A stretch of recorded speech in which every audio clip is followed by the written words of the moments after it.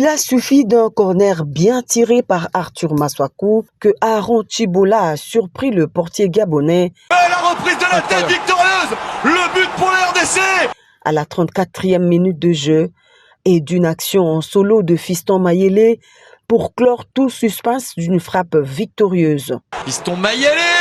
Oh là là là là là. Le but exceptionnel de l'homme en forme. C'est avec ce sacre de 2-0, un succès de haute importance pour les Léopards de la République démocratique du Congo qui a fait exulter la population tout entière le dimanche 18 juin, reprenant ainsi la tête du groupe avec 7 points. Une joie partagée par le premier des supporters congolais à travers ce cocktail offert aux joueurs et à leur staff fraîchement venus de Franceville. À travers ce geste, le président de la République Félix-Antoine Tshisekedi Tshilombo a voulu encourager ces jeunes vaillants à faire mieux pour honorer la nation tout entière.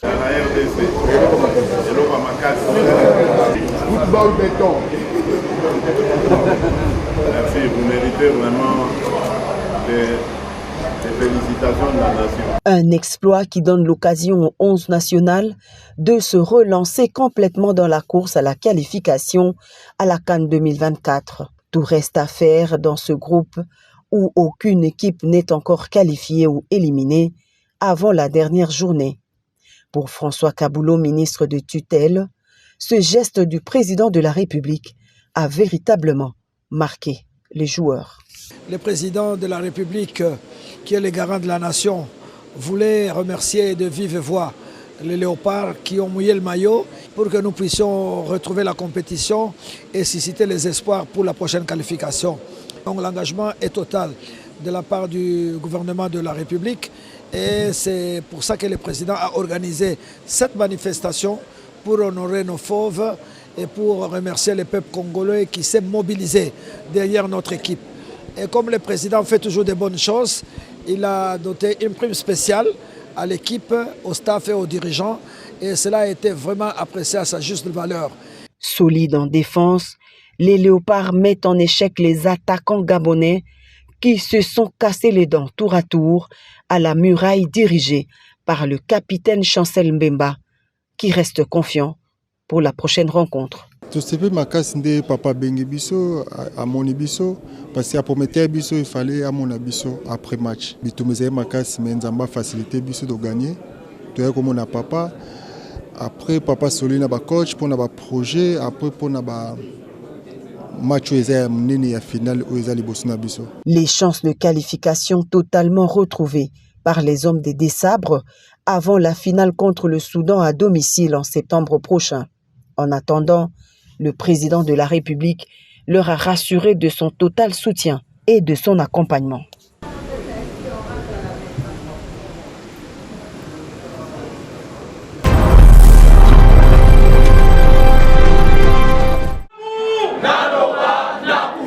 Devant la presse, le parti mouvement lumumbiste et progressiste a fixé l'opinion nationale et internationale sur l'enlèvement de leur président national Franck Diongo et exige sa libération sans condition. Le mouvement lumumbiste et progressiste fustige et condamne avec la dernière énergie ces comportements anachroniques et antinomiques aux règles de la démocratie.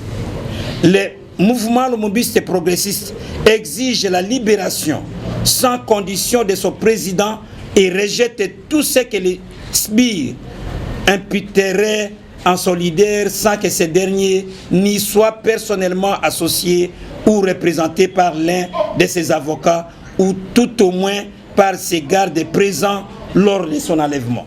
À la question de savoir la cause de l'enlèvement de Franck Diongo, le secrétaire général du parti MLP, le prof Paul René Loata, répond. Cet enlèvement, l'hypothèse que nous pouvons émettre, c'est que ça vient de ce régime. La preuve, c'est que l'enlèvement a été opéré par des unités républicaines. Donc, il n'y a pas de doute, ça vient du régime actuel. La première raison que je me donne, c'est le fait que l'MLP se soit retiré des relations qu'il tissait privilégiées avec le président de la République. Et pour quelles raisons on s'est retiré? MLP a constaté qu'il y avait une certaine déviation dans les chefs de ces régimes qui ne géraient pas conformément aux attentes de la population. Et que nous nous sommes retirés pour revenir dans la position de l'opposition, afin que nous allions nous-mêmes un jour avoir le pouvoir et gérer conformément à la volonté de Patrice Emery Lumumba, conformément à la volonté d'Étienne Tshisekedi. À ce qui concerne l'information qui circule sur les réseaux sociaux d'un revolver trouvé dans sa jupe, Maître John, avocat de Franck Diongo, donne les explications. Franck Diongo, c'est un légaliste. Il ne peut jamais faire quoi que ce soit sans respecter la loi. C'est un député honoraire. Ayebi, loi. Ayebi que le port d'armes, c'est autorisé à tout le monde. Même vous, vous pouvez... Notre déplacement ici était dans le cadre de faire une visite de courtoisie officiellement à son Excellence le ministre de l'intégration régionale de la RDC. L'intégration régionale est une question de mise, surtout pour la RDC, que ce soit dans le cadre de la communauté est-africaine, laquelle communauté est sous la présidence en exercice de son Excellence le président de la République du Burundi. Alors, ça a été une occasion de passer tour à tour certaines questions de mise. J'en ai aussi profité pour que son Excellence le ministre de l'intégration régionale puisse rehausser de sa présence les cérémonies en cours de préparation au niveau de la représentation diplomatique du Burundi ici à Kinshasa. Vous savez que l'indépendance du Burundi est célébrée chaque fois le 1er juillet.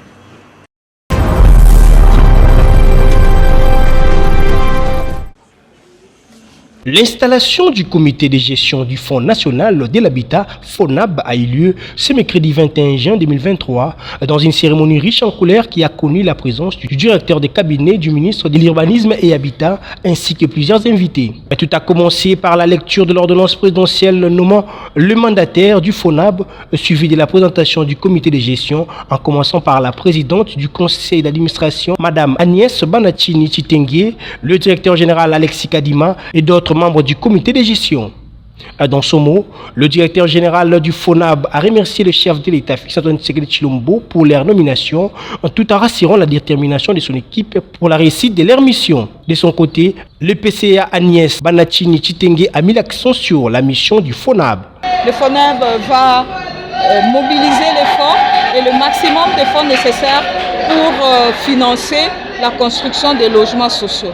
Et le guichet unique est là pour chercher à optimiser en fait les ressources qui vont servir à la construction de logements sociaux.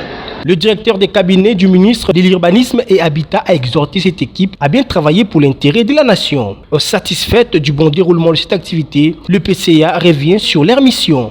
Le FONHAB est un nouvel établissement public créé par le gouvernement de la République pour concrétiser la vision du chef de l'État dans les domaines spécifiques de l'habitat et du social. Au regard du décret numéro 18/033 du 15 décembre 2018, le FONHAB est véritablement un instrument de politique d'habitat sur lequel va reposer toute la stratégie ministérielle efficace conduisant vers des résultats à impact visible qui permettent au ministère des tutelles de rendre compte des progrès enregistrés dans son domaine d'activité. Il faut noter que cette cérémonie s'est clôturée par une photo des familles et la remise des fleurs au comité de gestion du FONHAB. Mes chers compatriotes, artistes musiciens, musicophiles, musicologues et vous tous culturels. Il y a 3 ans, le 21 juin 2021, j'avais lancé une idée programme d'élever notre musique au niveau d'un patrimoine scientifique pour la paix. Aujourd'hui, cette journée internationale de la musique célébrée depuis 1982, je m'adresse à vous avec satisfaction. Les programmes de 6 mois que j'avais lancés pour réfléchir, projeter nos actions sur la rumba ont accouché les plus grands succès, de placer la rumba congolaise sur la liste représentative du patrimoine culturel immatériel de l'humanité le mardi 14 décembre 2021. Le président de la République démocratique du Congo, chef de l'État, son Excellence Félix-Antoine Tshisekedi Tshilombo, s'était personnellement investi dans le programme et nous lui disons merci au plus haut niveau des révérences. Mes chers compatriotes, chers artistes, musiciens, musicologues, musicophiles et vous tous culturels, je vais encore prendre rendez-vous avec vous afin que ce programme entamé en 2021 prenne une autre forme. Nous avons certes réussi à placer la rumba à son niveau scientifique, mais nous avons encore du bon chemin à parcourir. Pour ce 21 juin 2023, je vous invite à vous associer encore une fois à moi, en suivant la feuille de route du gouvernement dans les charges nous confiées par son Excellence Monsieur le Premier ministre, afin d'élever la musique dans sa classe de l'éthique nationale. Travaillons ensemble pour le projet Miziki Lolenge Mosusu que j'ai lancé le 22 mai 2023 avec les artistes. Travaillons sur la perfection des textes et paroles musicales qui sont les valeurs de la rumba. Recherchons encore les notes et accords appropriés comme le faisaient nos aînés et pères en musique Fariala, Franck Lassane, Adou Elenga, Bowane, Wendo Kolosoy, Simaro Massia et tous les paroliers et compositeurs des grands noms. C'est avec éthique que nous devons maintenant purifier notre patrimoine scientifique pour la paix que tout le monde aime à travers les 5 continents. Mes chers compatriotes, artistes et musiciens, musicologues et musicophiles et vous tous culturels, travaillons autrement notre musique. Rendons saines et potables les animations des Atalakou. Privilégions la paix et l'unité dans nos textes.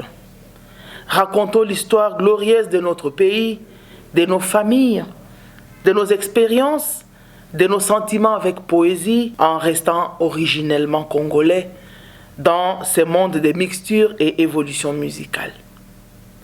Nous savons le faire mieux que quiconque, car notre musique se diversifie à travers des thèmes inspirants avec un impact qui dépasse les seuils du divertissement et de l'art. Nos sonorités expriment notre vécu quotidien, les émotions que nous éprouvons dans notre vie. Voilà pourquoi nous devons protéger notre musique et la jouer en première partout avant toute autre musique et lui donner plus d'espace dans nos programmations. Vive la Journée internationale de la musique et que ce 21 juin 2023 nous porte bonheur pour de nouveaux projets à venir. Je vous remercie.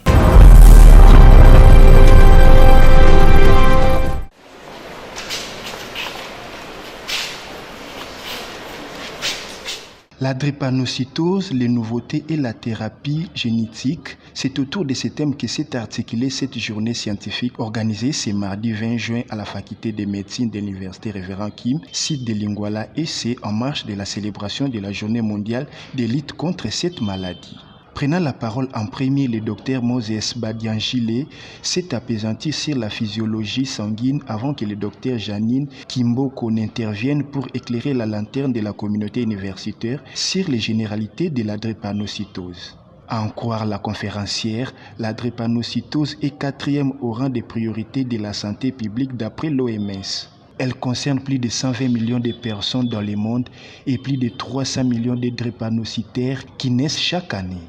En RDC, la prévalence des naissances drépanocytaires est de 17,61% par les hétérozygotes et 1,23% pour les homozygotes. Pour sa part, le professeur Mbayambo s'est articulé sur la thérapie génétique.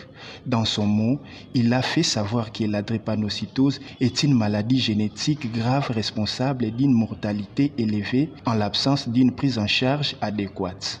Son évolution est marquée par la survenue des complications aiguës et chroniques. Sa prise en charge repose sur la prévention et le traitement des complications, a-t-il renchéri. L'occasion faisant les larrons, un médecin drépanocytaire a fait le témoignage de sa vie avec cette maladie. Mon témoignage aujourd'hui, c'est ce qui me donne la force, c'est un peu comme ma vécu. Et c'est comme je dis souvent dans mon livre qui paraîtra très bientôt. J'ai une phrase qui m'est venue comme ça: l'amour rend aveugle, mais l'hôpital ouvre les yeux. Les préoccupations soulevées sur place par les participants ont eu des réponses convaincantes de la part des conférenciers. Au terme de ces assises, les intervenants se sont exprimés en ces termes. On peut retenir que la drépanocytose est une maladie qui est très prévalente, c'est-à-dire très fréquente dans notre milieu, et que c'est une maladie qu'on peut facilement prévenir. Lorsque chacun de nous connaît son statut électrophorétique, c'est-à-dire s'il est AA, AS ou SS, il peut facilement éviter des mariages à risque pour avoir les enfants SS.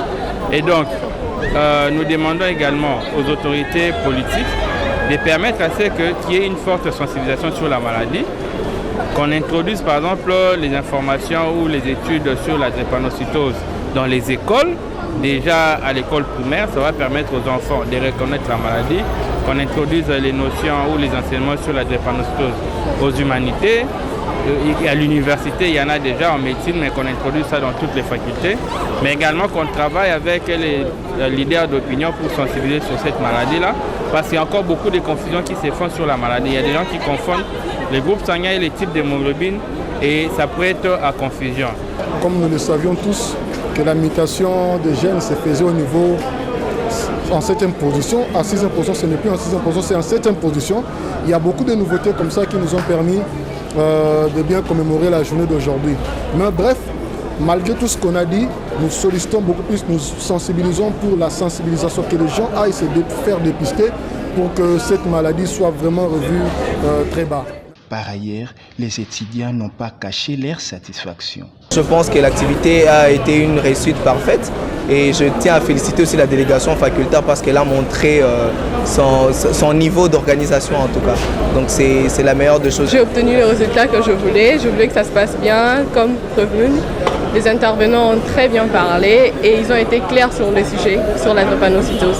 Donc je conseillerais à tout le monde de se faire dépister. C'est vraiment important pour tout le monde. Il importe de souligner que pour lier l'utile à l'agréable, un dépistage volontaire des groupes sanguins et électrophorèse était organisé dans les sites universitaires.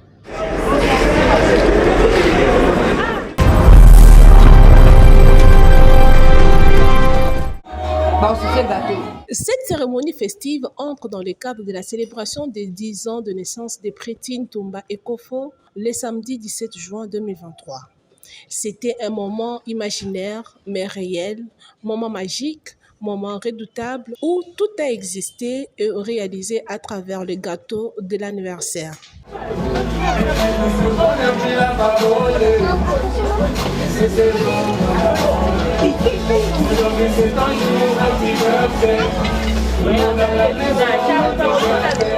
Une célébration qui a marqué d'autres enfants venus célébrer cet anniversaire avec Prétine Toumba Ekofo. Nous sommes tous réunis ici pour fêter ton anniversaire. Nous venons de la maison avec les visages, tout ça. Nous sommes là pour fêter ton anniversaire. Le Seigneur te garde, te protège, qui te donne sa grâce, sa miséricorde. D'argent, que tu puisses encore continuer ta vie bien, que tu ne puisses pas être malade durant toute ta vie, que Dieu puisse te garder de ses péchés, te donner beaucoup d'argent, que Dieu puisse garder tes parents. Nous sommes réunis ici pour ton anniversaire, pour tes 10 ans, qu'il te protège